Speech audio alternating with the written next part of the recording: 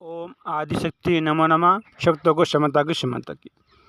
मेघनाद की मृत्यु के बाद सुलोचना का क्या हुआ था? सती सुलोचना की कथा है। बहुत ही सुंदर अद्भुत कथा है। कथा को सुनते रहें। कथा सुनने से मनुष्य को पुण्य की प्राप्ति होती है और एक दूसरे की निंदा करने से मनुष्य को पाप की प्राप्ति होती है। इसलिए कथाओं को सुनते रहें। कथा सुनने से ज्ञान की प्राप्ति होती है। ऋषि विश्रवा की 2 पत्नियां थीं। पहली पत्नी इलवदा से कुबेर का जन्म हुआ था। दूसरी पत्नी केकसी थी। केकसी से रावण, कुंभकर्ण, विभीषण और शूर्पणखा का जन्म हुआ था। रावण का विवाह मंदोदरी के साथ हुआ था। मंदोदरी अप्सरा हेमा की पुत्री थी और कश्यप के पुत्र मायासुर ने उन्हें गोद लिया था। रावण के पुत्र मेघनाद महोदर भीमकवीर थे। इसमें रावण का पुत्र मेघनाद सबसे बड़ा था। मेघनाद के बारे में कहा जाता है कि वह महाबलशाली, पराक्रमी और प्रतापी योद्धा था। मेघनाद के जन्म के समय रावण चाहता था कि उसका पुत्र तेजस्वी, पराक्रमी के साथ साथ अमर हो। इसलिए मेघनाद के जन्म के समय रावण ने सभी ग्रहों को अपने पुत्र की कुंडली में 11वें स्थान पर रख दिया था और यानी लाभ के स्थान पर रख दिया था। परंतु रावण की दुष्ट बुद्धि से परिचित शनि देवता ने अंतिम समय में अपनी चाल बदल दी थी और वो शनि देवता 11वें स्थान से 12वें स्थान पर आ गए थे, जिससे मेघनाद अमन नहीं हो पाया था। इस बात से क्रोधित रावण ने शनि देवता को अपनी लंका में कैद कर लिया था, बंदी बना लिया था। वाल्मीकि रामायण के अनुसार जब मेघनाद का जन्म हुआ था तो सामान्य शिशुओं की तरह मेघनाद रोया नहीं था, बल्कि उसके मुख से बिजली की गर्जना सुनाई दी थी, जिससे रावण ने अपने पुत्र का नाम मेघनाद रख दिया था। मेघनाद ने साक्षात भगवान शंकर से शिक्षा प्राप्त की थी। महादेव से शिक्षा प्राप्त करके मेघनाद सभी दिव्य अस्त्रों का ज्ञाता बन गया था। अपनी किशोर अवस्था में अपनी कुल देवी के मंदिर में गुरु शुक्राचार्य से दीक्षा प्राप्त कर ली थी और कई सिद्धियां प्राप्त कर ली थीं। और जब मेघनाद अवस्था में पहुंचा तो उसने कठिन तपस्या करके संसार के सबसे घातक 3 अस्त्र, ब्रह्मास्त्र, पशुपत अस्त्र और वैष्णवास्त्र प्राप्त कर लिए थे। एक बार जब मेघनाद ने इंद्र के साथ युद्ध किया तो इंद्र को बंदी बना लिया। मेघनाद की वीरता को देखकर ब्रह्मा जी ने मेघनाद का नाम इंद्रजीत रख दिया था। बंधक इंद्र को छुड़ाने के लिए जब ब्रह्मा जी ने मेघनाद को आज्ञा दी तो मेघनाद ने इंद्र को तुरंत मुक्त कर दिया था। इस पर ब्रह्मा जी प्रसन्न होकर मेघनाद को मनचाहा वरदान मांगने के लिए कहा था। तब मेघनाद ने ब्रह्मा जी से अमरता का वरदान मांगा था। तब ब्रह्मा जी बोले, यह वरदान संभव नहीं है। इसलिए ब्रह्मा जी ने मेघनाद को वरदान दिया था कि तुम देवी का यज्ञ संपन्न कर लोगे तो तुम अमर हो जाओगे। फिर भगवान श्री राम भी तुम पर विजय प्राप्त नहीं कर सकते हैं, तुमको कोई नहीं मार सकता है, तुम अमर हो जाओगे। मेघनाद एक पिता भक्त था। मेघनाद जानता था कि श्री राम भगवान विष्णु के अवतार हैं। फिर भी मेघनाद ने अपने पिता का साथ नहीं छोड़ा था। यहाँ तक कि जब मेघनाद को मंदोदरी ने समझाते हुए कहा था, हे पुत्र, मनुष्य मुक्ति के मार्ग पर अकेला ही जाता है, तब मेघनाद ने अपनी माता से कहा था, हे माता, अगर पिता को ठुकराकर मुझे स्वर्ग मिले तो मैं ऐसे स्वर्ग को ठुकरा दूंगा। मेघनाद का विवाह सुलोचना के साथ हुआ था। सुलोचना रामायण की एक ऐसी पतिव्रता स्त्री थी और सती नारी थी जिसके गुण सीता और मंदोदरी से कम नहीं थे। सुलोचना का विवाह राक्षस कुल में जरूर हुआ था, लेकिन सुलोचना में सभी गुण देवी और प्रकृति के थे। जब राम और रावण में भयंकर युद्ध हो रहा था तब राम के हाथों कुंभकर्ण मारा गया था और फिर रावण ने अपने पुत्र मेघनाद को युद्ध में उतारने का निश्चय किया था।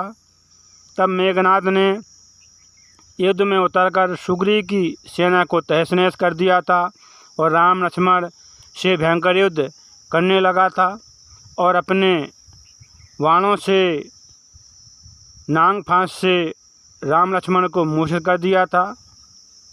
फिर शीघ्र ही हनुमान जी तत्काल जब राम लक्ष्मण मूर्छित हो गए, तब देखते देखते हनुमान जी गरुड़ के पास गए और गरुड़ को लेकर आए और राम लक्ष्मण को गरुड़ जी ने नाग फांस से मुक्त कर दिया था।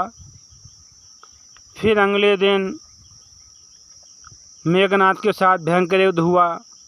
तब मेघनाद ने फिर से वीरघातनी शक्ति का प्रहार किया और लक्ष्मण को मूर्छित कर दिया। लक्ष्मण जी मूर्छित होकर पृथ्वी पर गिर पड़े थे। फिर देखते देखते हनुमान जी बिना समय गवाए लंका से सैन्य वैद्य को उठाकर ले आए थे। वैद्य ने लक्ष्मण को उनकी नब्ज देखकर भगवान श्री राम से कहा था, संजीवनी बूटी लाने को कहा था। तब हनुमान जी संजीवनी बूटी लाने की जिम्मेदारी उन्होंने निभाई थी और शीघ्र ही लक्ष्मण को बचाने के लिए हनुमान जी पूरा संजीवन पहाड़ी उठाकर लाए थे और इस तरह से लक्ष्मण जी की जान बच गई थी। लक्ष्मण जी जीवित हो गए थे। फिर तीसरे दिन युद्ध हुआ मेघनाद और लक्ष्मण जी में भयंकर। तब विभीषण बोले, कहने लगे, हे लक्ष्मण, तुम मेघनाद का एक विध्वंस कर दो, फिर तुम मेघनाद पर विजय प्राप्त कर पाओगे। नहीं, तुम मेघनाद पर विजय प्राप्त नहीं कर पाओगे, क्योंकि मेघनाद देवी निकमला का यज्ञ कर रहा है। यज्ञ संपन्न हुआ तो वो अमर हो जाएगा। तब लक्ष्मण हनुमान जी के साथ गए और मेघनाद का यज्ञ विध्वंस किया और फिर भयंकर युद्ध होने लगा। और तब लक्ष्मण जी ने मेघनाद पर बाणों से प्रहार किया और भयंकर युद्ध हुआ। फिर लक्ष्मण जी ने भगवान श्री राम का नाम लेके बाणों से प्रहार किया। बाण छोड़े, छाणा बाण माजोर लागा, मरती बार कपटु सब त्यागा, रामानुज कहे राम कहे, अस कही छाणे सी प्राण। और इस प्रकार से मेघनाद ने अपने प्राण त्याग दिए। मेघनाद की मृत्यु हो गई। लक्ष्मण जी ने मेघनाद का वध कर दिया। लेकिन भगवान श्री राम ने लक्ष्मण को कहा था कि मेघनाद की पत्नी सुलोचना एक पतिव्रता स्त्री है, इसलिए मेघनाद का सिर जमीन पर नहीं गिरना चाहिए। तब लक्ष्मण जी ने मेघनाद का सिर भगवान श्री राम के चरणों में रख दिया था, समर्पित कर दिया था।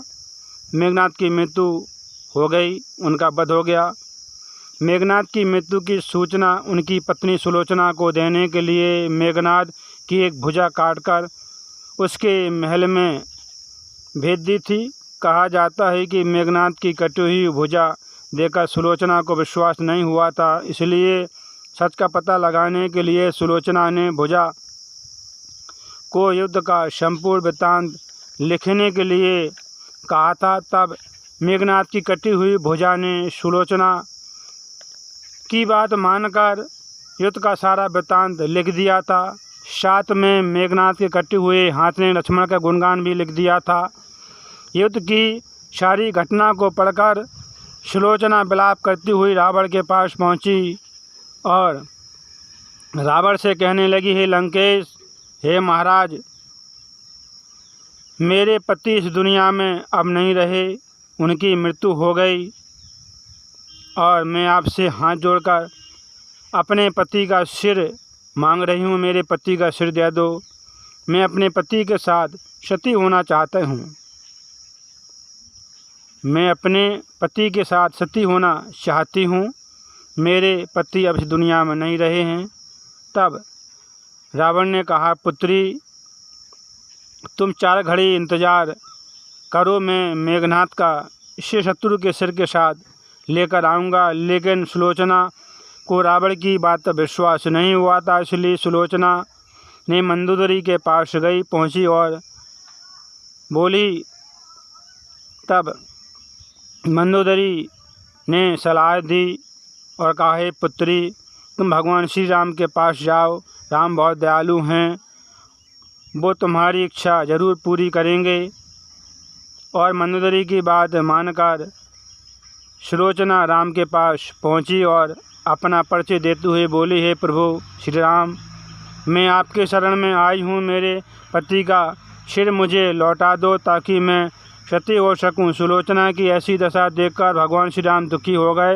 राम ने सुलोचना से कहा, मैं तुम्हारे पति का सिर लौटा दूंगा, लेकिन कृपा करके मुझे बताइए आपको ये दुख का सारा वृत्तांत कैसे पता चला है। तब सुलोचना ने बताया कि किस तरह से उसके पति के कटे हुए हाथ ने सारा वृत्तांत लिख सुनाया था। हालांकि सुग्रीव को सुलोचना की बातों पर विश्वास नहीं हुआ था, लेकिन सुलोचना की बातों पर पूरा विश्वास भगवान श्री राम को हो गया था। तब भगवान श्री राम बोले, हे देवी, मुझसे आपका दुख देखा नहीं जाता है, मैं आपके पति को अभी जीवित कर देता हूँ।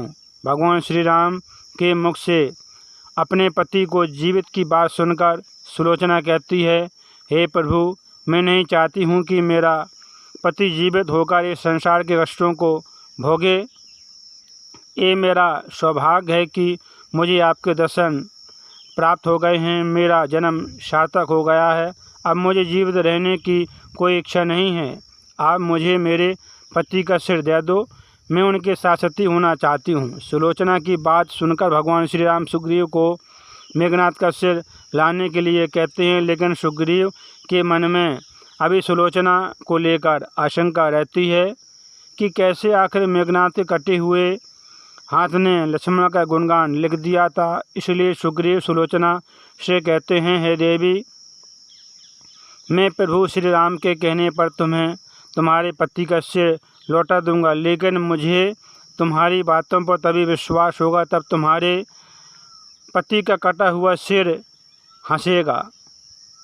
यहाँ सुलोचना की सतत की बहुत बड़ी परीक्षा थी, इसलिए सुलोचना ने अपने पति के कटे हुए सिर से प्रार्थना की। कहने लगी, हे स्वामी, कृपा करके हंस दीजिए, ये मेरी सतत की परीक्षा है। कहा जाता है कि सुलोचना के कहने पर मेघनाद का कटा हुआ सिर जोर जोर से हंसने लगा था और इस तरह से सुलोचना अपने कटे हुए पति का सिर लेकर लंका लौट आती हैं।